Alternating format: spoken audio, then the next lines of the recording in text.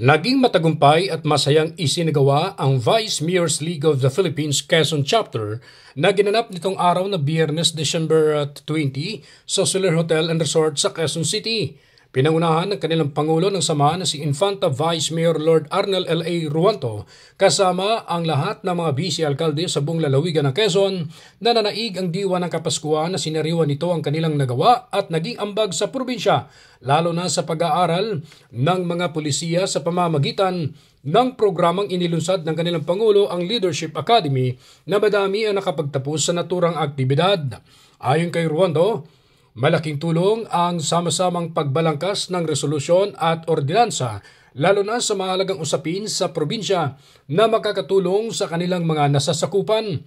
Pinasalamatan din ni Vice Mayor Ruanto ang mga dumalo at nakiisa sa kanilang year-end party na laging naglaan ng oras at panahon, sina Quezon Governor Dr. Helen Tan at ang kanyang asawa na siyang ama ng serbisyong tunay at natural na si DPWH Regional Director Engineer Ronald Tan, ganun din ang 3rd District Congressman Rinan Arrogancia na nagpakita na suporta sa naturang kaganapan.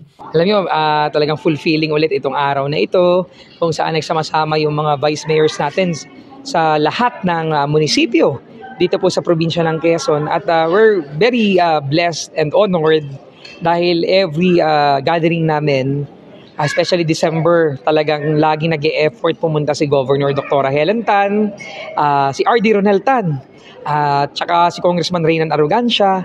Ngayon din si Congressman Mark Inverga nagpaabot ng kanyang pagbati. At malaki pong pasasalamat sa suporta ng ating pong mga kongresista, ng ating pong mga leader sa ating pong pamahalang panlalawigan, si Vice Governor 3rd Alcala. Talagang todo support din po, at kahit po siya ay nasa vacation ngayon, ay inalala niya pa rin yung mga vice mayor sa kanya po mga binigay na papremyo. Present din si Sagip Party List Congressman Rodante Marcoleta na nagbigay ng mensaheng inspirasyon sa harap ng mga vice-alkalde, at pati si dating Congresswoman Sol Aragones ay dumalo rin bilang pagbibigay pugay at suporta sa kanyang kaibigan na si Vice Mayor L.A. Ruanto. Bagamat hindi nakadalo sina Vice Governor 3rd Alcala, Congressman Mark Inverga, Congressman Attorney Mike Tan at Doc Kim Tan, ay nagbigay naman ito ng pagbati at suporta sa kanilang aktibidad. Sa mensahe ni Governor Tan, sinabi nito na panatilihin ang pagiging mabuting tao, tapat sa serbisyo at unahin ang pangailangan ng kanilang nasasakupan upang sama-samang matugunan ang bawat hinaing ng mga residente. Hindi po pwedeng nagsasuffer ang constituent ko lang dahil sa politika, dahil eleksyon. So, bagaman kampanyahan na pagdating sa serbisyo, bigay niyo yung service na dapat nabibigay sa tao. Okay? That's the right way of doing it. No? So, personal yun. Pagalingan sa serbisyo. Yun na lang ang labanan ninyo. Without compromising, hindi dapat makakompromise at nasa-sacrifice ang benepisyo ng mga tao. Yun lang yun. No? So, lagi niyo pong iisipin yun sa inyong pagbaba.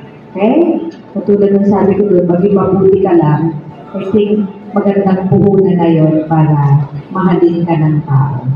That's good enough. No? Nagbigay paalala naman si DPWH Regional Director Engineer Ronel Tan sa mga Vice Mayor na unahin ang kapakanan at interes ng mga Quezonian para sa mas mabilis na pagresolba ng mga problemang dapat merong agarang solusyon na ramdam nito ang lingap agad at tamang aruga. Tuwang-tuwa naman ang mga vice-alkalde at mga ilang konsyal ng bayan na dumalo dahil madami mga performer at syempre ang mga handog pamasko na siyang nagbigay buhay sa araw ng Kapaskuhan. Dagdag pa ni Ruanto na walang mapaglagyan ng kasiyahan na kanyang naramdaman dahil buhos ang suporta mula sa kanyang mga kaibigan at mga halal na opisyal ng probinsya na siyang nagpatingkad ng kanilang kaganapan. Binati din ni Ruanto ang kanyang mga nasasakupan sa bayan ng Infanta Quezon na patuloy ang Lingap Agad program, lalo na nitong araw ng Kapaskuhan na patuloy ang pamamahagi ng handog pamasko dahil kilala siya bilang Santa Claus ng kanilang bayan na nasa 15 years na niya itong ginagawa sa kanilang lugar.